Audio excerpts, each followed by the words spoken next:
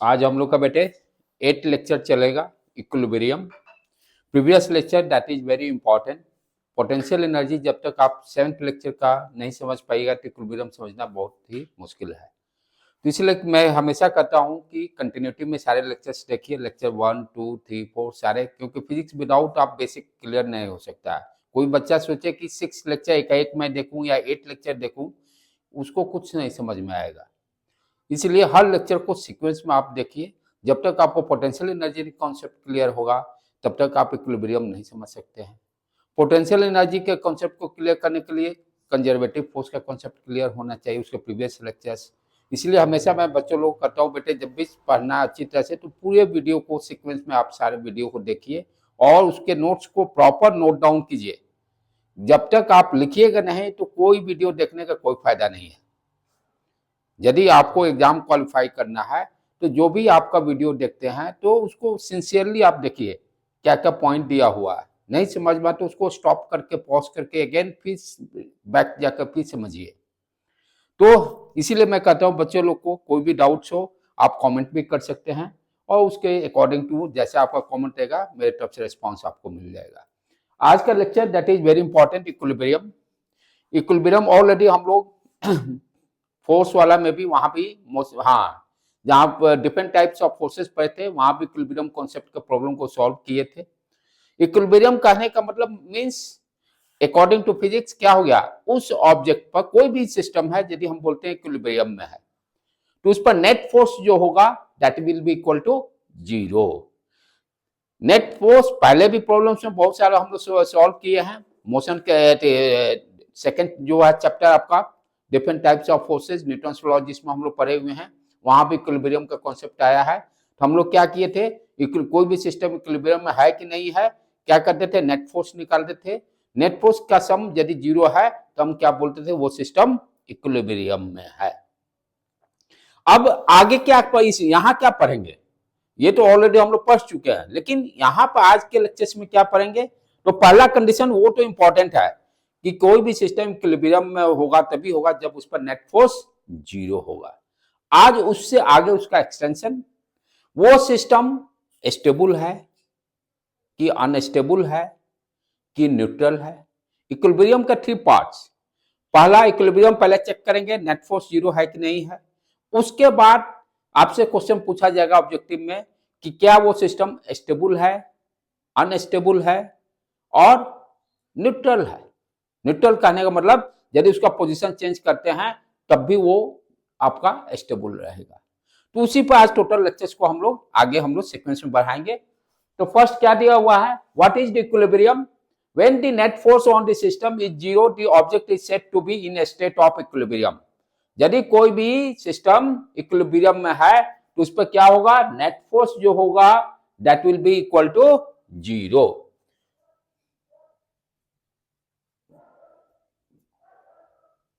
हाँ, तो कोई भी सिस्टम इक्विलिब्रियम होने के लिए क्या होना चाहिए, नेट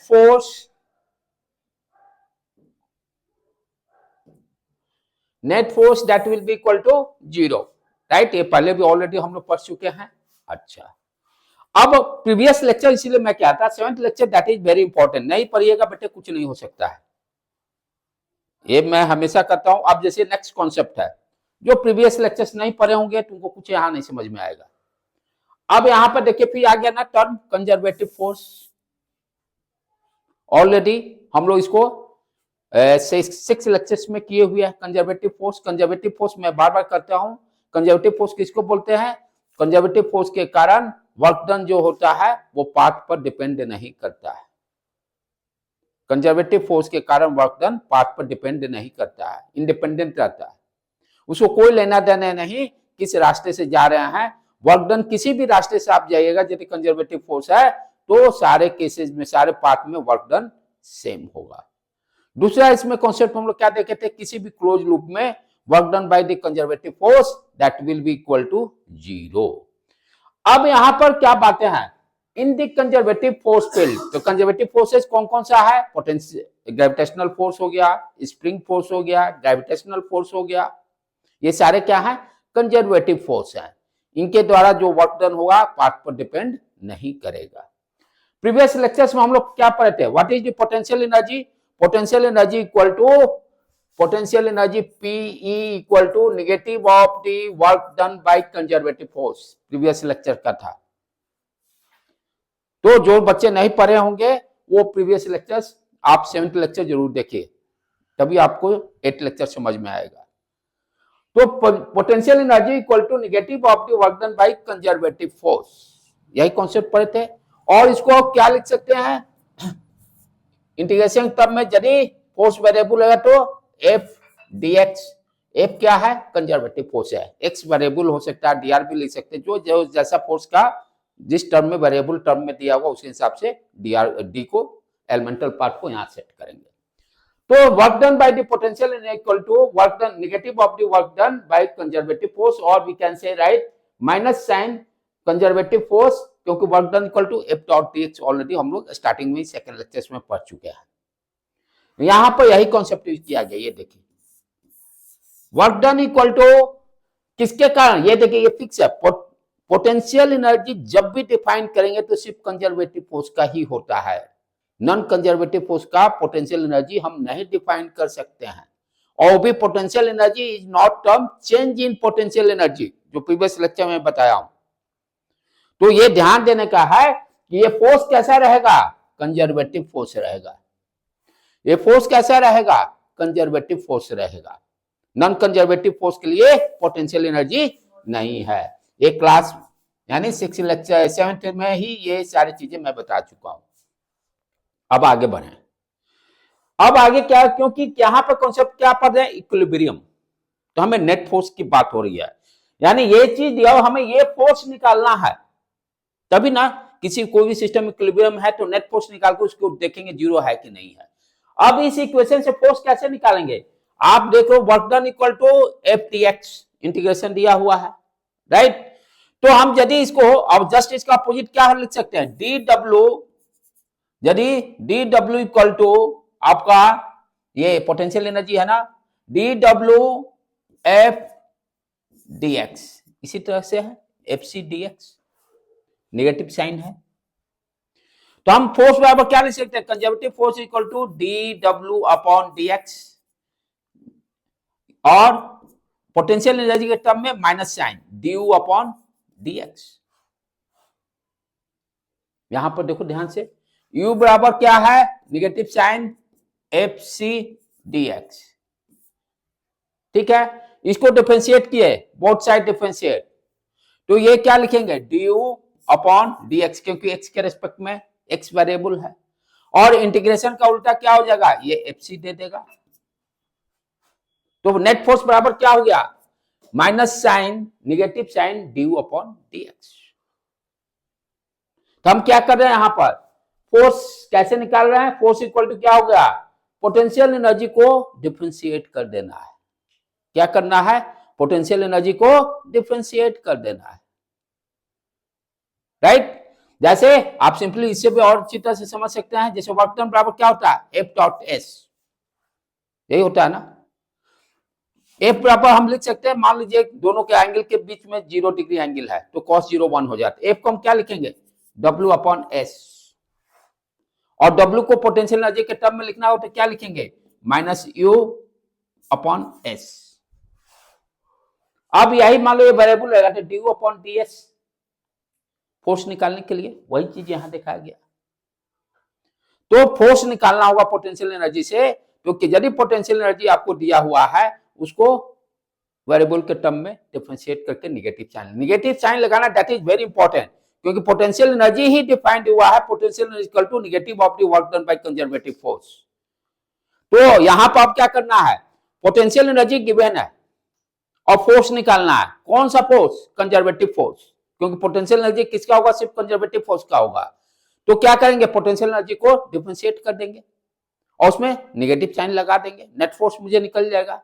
अब ध्यान से देखिए यहां कॉन्सेप्ट क्या डेवलप हो रहा है, du अपॉन dx है क्या, डिफरेंशिएशन है क्या, किसी भी कर्व का स्लोप देता है,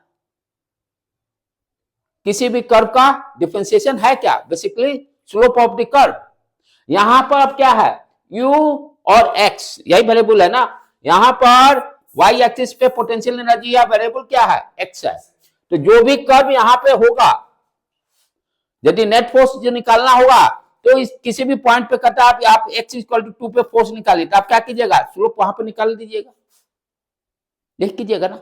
यदि कर्व से आपको निकालना हो फोर्स, यदि कर्व दिया हुआ पोटेंशियल एनर्जी वर्सेस x, तो ये है क्या यार, स्लोप है, तो ये है क्या, डिफरेंशिएशन स्लोप है।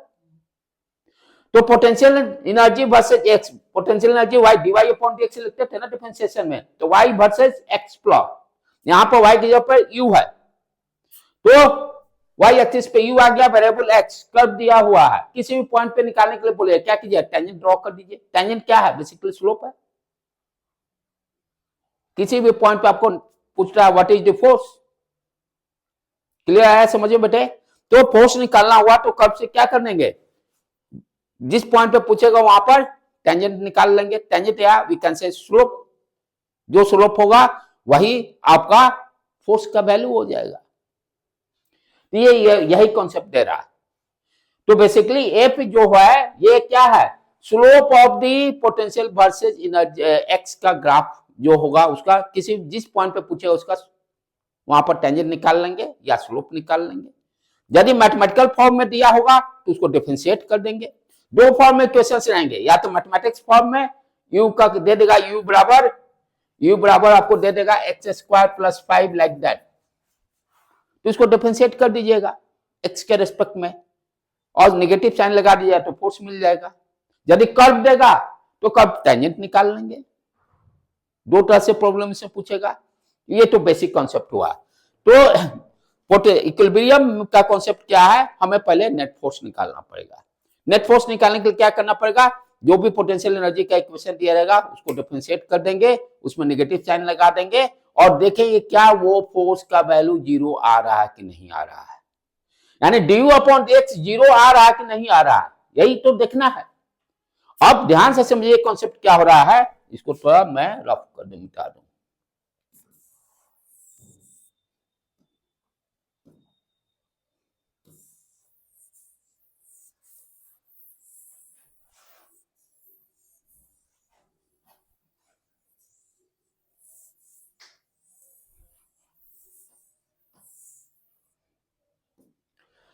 अब यानी इसका वैल्यू जीरो लाना है इक्विलिब्रियम के लिए। तो आप ध्यान से समझिए, यदि किसी भी स्लोप यानी किसी का फंक्शन जो दिया हुआ है, यदि उसका डिफरेंशिएशन जीरो कब कब होता है, डिफरेंशिएशन कब जीरो होगा, डिफरेंशिएशन जो कहने का मतलब स्लोप का वैल्यू जीरो, स्लोप का वैल्यू जीरो, यही हुआ ना, ये है क्या, स्लोप ही तो है, M slope of the curve potential energy versus X. तो जीरो होने का मतलब क्या हो गया, स्लोप का वैल्यू जीरो, स्लोप का वैल्यू जीरो का मतलब tan थीटा, जो कर्व होगा जो टेंजेंट ड्रा करेंगे वो tan थीटा का वैल्यू जीरो होना चाहिए, यानी थीटा का वैल्यू जीरो। अच्छा, थीटा का वैल्यू जीरो कब कब होगा, जब या तो parallel to X axis, tan zero zero. यदि ये कर्व दिया हुआ है, जैसे ये कर्व दिया हुआ है इस तरह से मान लीजिए, तो आप tan जीरो यानी u वर्सेज x, हमें इक्विलिब्रियम के लिए कंडीशन है भाई नेट फोर्स जीरो है। अब इस ग्राफ से आपसे पूछेगा कि कहां कहां पर नेट फोर्स जीरो होगा, कहां कहां पर किस किस पॉइंट पर नेट फोर्स जीरो होगा। तो नेट फोर्स जीरो होने के लिए कंडीशन क्या है, हमें देखना पड़ेगा टेंजेंट कहां कहां पर स्लोप का वैल्यू जीरो, यानी स्लोप का वैल्यू जीरो होना मतलब व्हाट यू अंडरस्टैंड, कि किस पॉइंट पे टेंजेंट हम ड्रॉ करें जो कि एक्स एक्सिस के पैरेलल हो। ये कोई भी लाइन है, ये एक्स एक्सिस है, ये क्या है, एक्स एक्सिस से एंगल क्या बना रहा है, u वर्सेज एक्स, यहां पर जीरो एंगल है। ये कर्व क्या है, u वर्सेज एक्स, ठीक है ना। तो स्लोप जैसे निकालना है तो किसी पॉइंट पे निकालेगा, ये स्लोप हो गया। स्लोप जो निकालते हैं एक्स एक्सिस से कितना एंगल बनाता है उस पर ध्यान देना, ये नहीं समझना सर यहां तो ये तो 90 हो गया, डू नॉट अंडरस्टैंड। स्लोप है क्या, कोई भी कर्व दिया हुआ है, ये इस पॉइंट पे निकालना है, ये देखना है ये एंगल, क्लियर, समझ में आ रहा है ना। ये एंगल देखना है, इस पॉइंट पर कितना एक्स एक्सिस एंगल बना रहा थीटा। तो ये अब जैसे इस पॉइंट पर निकालना है, यहां पर क्या होगा, ये थीटा का वैल्यू 0, ये परपेंडिकुलर रहेगा तब ना 90 डिग्री बोलेंगे। यदि यहां पर इस तरह से कर्व रहेगा, ये कर्व क्या है, एक्स एक्सिस से 90 डिग्री बनाया। अंडरस्टूड। तो पैरेलल जब रहेगा, यानी एक्स एक्सिस के पैरेलल जो रहेगा, अब ये दोनों पैरेलल हैं, एंगल क्या होंगे, 0। तो कर्व में हमें देखना पड़ेगा कि टेंजेंट कहां कहां पर एक्स एक्सिस के पैरेलल है, वहां पर स्लोप 0 होगा। अब इस कर्व में दिया हुआ, ये कॉमन, ये बहुत क्वेश्चन पूछता है, रिपीट होता है, ये कर्व इस तरह का। अब आप देखिए किस किस पॉइंट पर slope parallel to X axis है। इस पॉइंट पर दिखाई दे रहा है, इस पॉइंट पर दिखाई दे रहा है, और बीच में कहीं भी जाइए स्लोप 0 नहीं है, किसी पे जाइए स्लोप 0 नहीं है। ये पैरेलल टू एक्स एक्सिस, यहां भी स्लोप 0 है। 3 पॉइंट पर 0 दिखाई दे रहा है, इस पॉइंट पर, इस पॉइंट पर, ये पैरेलल टू एक्स एक्सिस है, बीच में कहीं भी एंगल 0 नहीं है। तो कर्व दिया रहेगा, कोई भी कर्व दिया रहेगा, इस तरह से दिया हुआ है, तो यहां पैरेलल टू एक्स एक्सिस, यहां पर स्लोप 0 होने का मतलब वहां पर नेट फोर्स 0, और उस पॉइंट पर सिस्टम इक्विलिब्रियम में है, उस पॉइंट पर सिस्टम इक्विलिब्रियम में है। तो इक्विलिब्रियम निकालने का कॉन्सेप्ट क्या डेवलप हो रहा है कि यदि कर्व दिया रहेगा, इसमें कर्व से ही ज्यादा क्वेश्चंस रहे, कर्व दिया रहेगा तो आपको क्या देखना होगा, पूछेगा इक्विलिब्रियम में है कि नहीं है, तो पहले ये देखना होगा पोटेंशियल वर्सेज एक्स ग्राफ दे रहा है कि नहीं। ये इसकी बात कब करेंगे, जब ग्राफ पे यू वर्सेज एक्स दिया रहेगा। हाँ दिया है, ठीक है, पूछ रहा है इक्विलिब्रियम में है कि नहीं, तो हम देखेंगे कहां पर slope parallel to X axis है, जिस पॉइंट होगा उसको मार्क कर लेंगे, उस पर बताएंगे ये पॉइंट पर, इसमें दे देगा ए बी सी डी, बताइए किस पॉइंट पर सिस्टम इक्विलिब्रियम में है। तो पॉइंट ए बी सी, जहां स्लोप टेंजेंट ड्रॉ करेंगे पैरेलल टू एक्स एक्सिस रहेगा, ये पहला क्वेश्चन इससे बनेगा। उसके बाद क्वेश्चन क्या है कि इक्विलिब्रियम के पार्ट्स अभी पढ़े, पहले तो हो गया इक्विलिब्रियम चेक करना, उसके बाद कहेगा सिस्टम बताइए स्टेबल है कि अनस्टेबल है कि न्यूट्रल है, दूसरा क्वेश्चन इसी में ऐड होगा। तो तीनों के लिए तो पहले तो नेट फोर्स 0 होना चाहिए, स्टेबल हो, अनस्टेबल हो या न्यूट्रल हो, पहला कंडीशन नेट फोर्स तीनों कैटेगरी के लिए 0 होना जरूरी है। 0 होगा तभी आगे बढ़ेंगे, यदि 0 नहीं हो तो इक्विलिब्रियम में ही नहीं है, तो ये बात ही आगे डिस्कशन स्टॉप। जब ये तीनों केस आइदर स्टेबल हो या अनस्टेबल हो या न्यूट्रल हो, तीनों केसेस में क्या होगा, नेट फोर्स 0, पहले इक्विलिब्रियम होगा तभी तो ये बात करेंगे। अच्छा, तो ये अब नेक्स्ट क्वेश्चन इसमें पूछा है कहां पर सिस्टम स्टेबल है, कहां पर अनस्टेबल है, इसको डिस्कस करेंगे। जहां पर मिनिमम वैल्यू होगा पोटेंशियल एनर्जी का, उसको देखेंगे हम लोग, जहां पर पोटेंशियल एनर्जी का वैल्यू मिनिमम होगा वहां पर सिस्टम स्टेबल होगा, पहला कॉन्सेप्ट। जहां पर पोटेंशियल एनर्जी मैक्सिमम होगा वहां पर सिस्टम अनस्टेबल होगा, इसको देखेंगे क्या इसका लॉजिक है। जहां पर सिस्टम का कांस्टेंट है, यानी ये पोटेंशियल एनर्जी जहां पे कांस्टेंट होगा, स्ट्रेट लाइन, जैसे ये ग्राफ अभी देखे ना, यहां पर स्ट्रेट लाइन, जहां पर पोटेंशियल एनर्जी का वैल्यू कांस्टेंट होगा, स्ट्रेट लाइन होगा, straight line mean parallel to X axis होगा, वहां पर न्यूट्रल होगा। जहां पे मिनिमम होगा वहां पर स्टेबल, दिमाग में सेट कीजिए। जहां पर मैक्सिमम पोटेंशियल एनर्जी होगा अनस्टेबल, जहां पर पोटेंशियल एनर्जी कांस्टेंट होगा वहां पर न्यूट्रल होगा। ठीक है, इसको स्टेप बाय स्टेप हम लोग क्लियर समझते हैं। इसको अब मिटा ले हम लोग फिर।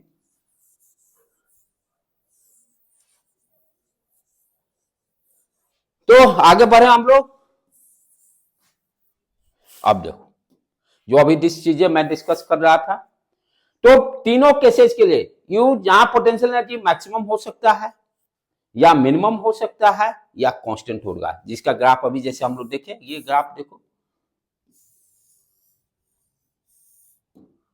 यहां मिनिमम, यहां मैक्सिमम, ये कांस्टेंट, यू मैक्सिमम इस पॉइंट पर, यू मिनिमम दिस पॉइंट, ये कांस्टेंट। तीन कैटेगरी हो सकता है।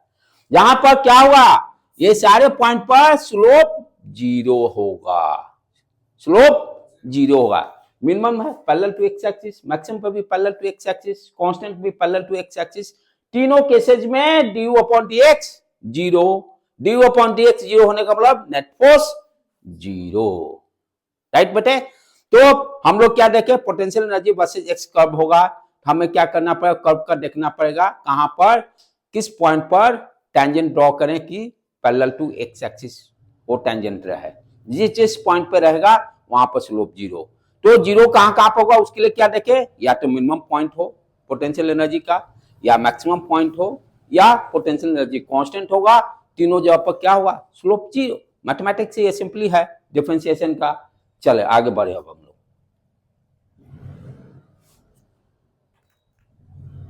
अब देखो जो डिस ग्राफ की बात कर रहा था, ये गिवन कर्व रहा है u अपॉन एक्स, हम ये पैटर्न, इस पे क्वेश्चन दम इसी तरह के कर्व पे रिपीट होंगे। यहां पर आप देखिए ये मैक्सिमम पॉइंट हो गया, ये मिनिमम पॉइंट हो गया, यहाँ कांस्टेंट हो गया। तो इस लाइन पर हम यदि टेंजेंट ड्रॉ करेंगे, यहां पर ये क्या होगा, पैरेलल टू एक्स एक्सिस।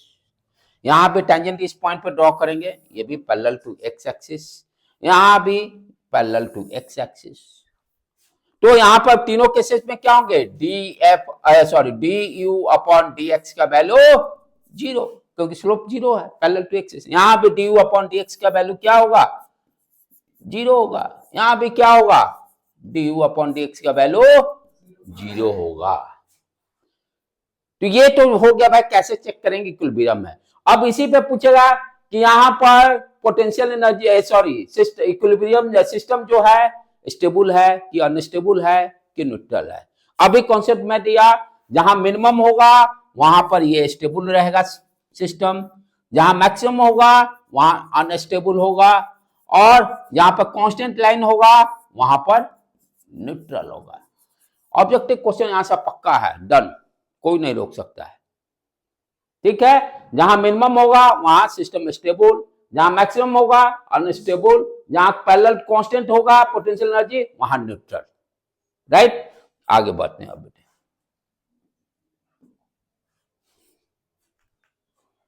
अब ये देखो डायग्राम से समझाया गया है स्टेबल अनस्टेबल के बारे में और न्यूट्रल के बारे में। अब जैसे ये कर्व दिया हुआ, इसको ध्यान से अंडरस्टैंड करने का है। यदि कोई भी सिस्टम इक्विलिब्रियम में है, पहले तो इक्विलिब्रियम के लिए क्या चाहिए, यहां भी D U upon D X zero, यहां भी D U upon D X zero, यहां भी D U upon D X zero. D U upon D X zero करने का मतलब नेट फोर्स तीनों केसेज में जीरो होंगे। यहां भी एफ नेट जीरो, यहां भी एफ नेट जीरो, हाँ एफ नेट तीनों केसेज में ये जीरो होगा पहला। अब स्टेबल कहने का मतलब क्या है, ध्यान से इसको अंडरस्टैंड कीजिए। अब ये कोण दिया हुआ है, ये कोण को थोड़ा बहुत आगे ऐसे भी ऊपर से तिरछा उछा भी करेंगे तो वो फिर इसी फॉर्म में आ जाएगा। ये जब हल्का हिला भी देंगे तो क्या होगा, उसी अपने ओरिजिनल पोजीशन पे ही आ जाएगा।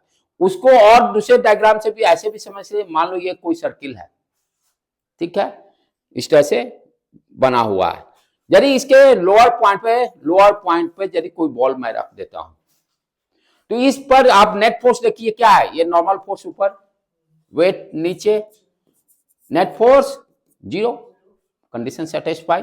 यहां भी उसी तरह से वेट नीचे, नॉर्मल ऊपर, नेट फोर्स यहां पे जीरो। आप ध्यान से देखो ये, क्योंकि लाइफ में आप मान लो ये बॉल को थोड़ा सा इधर आप ऊपर लेके आते हो, क्या हुआ, छोड़ोगे तो फिर इसी पोजीशन पे आ जाएगा, या लेफ्ट लेके भी जाओगे छोड़ोगे तो क्या होगा, इसी पोजीशन पे आ जाएगा अपने ओरिजिनल स्टेबल। तो इसी को स्टेबल बोलते हैं, इसी को स्टेबल इक्विलिब्रियम बोलेंगे। यहां पे उसके ये टिप से थोड़ा इधर भी करेंगे तब भी इसी आ जाएगा, इधर भी लाएंगे तब भी इसी फॉर्म में आ जाएगा, नेट फोर्स भी जीरो है। व्हेन द डिस्टर्ब हो दिया, व्हेन डिस्टर्ब, यदि इसको हम डिस्टर्ब भी करते हैं, force acts towards the initial position, force लगा के यदि हम डिस्टर्ब भी करते हैं तभी वो अपने इनिशियल पोजीशन पे आ जाता है, उसी को स्टेबल हम लोग बोलेंगे, ठीक है। ये ग्राफ में ध्यान से देखो, यहां पर इस ग्राफ में दिया हुआ है, अभी मैं बताया था कि जब मिनिमम होगा तब सिस्टम इक्विलिब्रियम स्टेबल इक्विलिब्रियम में होगा, ठीक है। तो ये ग्राफ से जहां मिनिमम होगा पोटेंशियल एनर्जी उसको क्या ग्राफ में से देख कर हम बता देंगे कि स्टेबल इक्विलिब्रियम में है। मैथमेटिकल फॉर्म में यदि दिया रहेगा तो कैसे करेंगे, जैसे मान लो U equal to potential energy equal to 5x² plus 6x दे दिया, तो क्या करें, कर्व नहीं दिया हुआ, पहले डिफरेंशिएट करेंगे, डिफरेंशिएट करके जीरो करेंगे और x का वैल्यू निकालेंगे, कहां कहां पर नेट फोर्स जीरो है।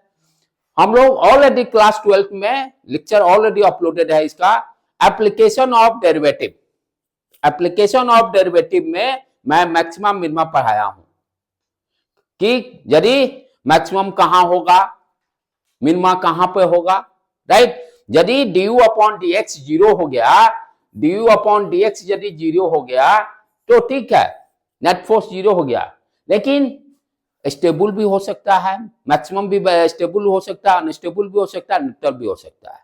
तो उसी तरह से हम मैक्सिमम मिनिमा, जैसे एक कर्व दिया रहता है, कहां पर मैक्सिमम होगा, कहां पर, कहने का मतलब जैसे कोई भी कर्व हम ड्रॉ करते हैं, यहाँ पे बहुत सारे मैक्सिमम मिनिमा है, उसमें कहां पॉइंट पे सबसे ज्यादा मैक्सिमम है, तो वो हम लोग एप्लीकेशन ऑफ डेरिवेटिव में 12th में है चैप्टर, वहां पर हम लोग इस चीज को डिस्कस कर रहे हैं। कंडीशन क्या होगा, ध्यान से समझने का, पहले du अपॉन dx तो जीरो हो गया, उस कर्व को फिर उसको दोबारा डिफरेंशिएट कर दीजिए, du अपॉन dx को सेकेंड टाइम, सेकेंड डेरिवेटिव, यदि सेकेंड डेरिवेटिव का du upon d2 u upon dr2 का वैल्यू जीरो से ज्यादा है, जीरो से पहले क्या किए, du upon dx equal to, देखिए जीरो आ रहा कि नहीं, ठीक है, चाहे जीरो करके x का वैल्यू निकालना, किस किस पॉइंट पर मेरा जीरो हो रहा, नेट फोर्स जीरो हो गया, ठीक है। अब ये du अपॉन dx को further differentiate, second derivative d2u dx2, यदि इस x के वैल्यू को पुट करने पर वैल्यू जीरो से ज्यादा होगा तो क्या होगा, मिनिमा होगा। मिनिमा के यहां का मतलब स्टेबल, राइट। तो मैथमेटिकल टर्म में क्या है, स्टेबिलिटी, स्टेबल इक्विलिब्रियम होने के लिए उसको कर्व मैथमेटिक्स में दिया रहेगा तो दोबारा डिफरेंशिएट कर दीजिएगा, x का वैल्यू उसमें डालकर चेक कीजिएगा, जीरो से ज्यादा हुआ, आप क्या बोलिएगा, इस पॉइंट पर आपका स्टेबल इक्विलिब्रियम में है या पोटेंशियल एनर्जी मिनिमम है, दोनों वर्ड यूज कर सकते हैं, पोटेंशियल एनर्जी मिनिमम और स्टेबल दोनों वर्ड यूज कर सकते हैं। सिमिलरली उसी तरह से यहां पे देखिए, अनस्टेबल का कहने का मतलब, जैसे मान लो बॉल यहां पर मैं रख दिया टॉप पर, थोड़ा सा भी इसको डिस्टर्ब करेंगे तो नीचे गिर जाएगा, अनस्टेबल हो जाएगा, जैसे यहां पर दिया, अब इसको थोड़ा सा भी फोर्स लगाएंगे तो क्या होगा, ये गिर जाएगा। तो ये this is example for unstable equilibrium. ये कहां पे होगा, मैक्सिमा, जहां कर्व का मैक्सिमम वैल्यू होगा वहां पर अनस्टेबल होगा। देखो इसको रिलेट भी यहां से कर लो, मैक्सिमा होगा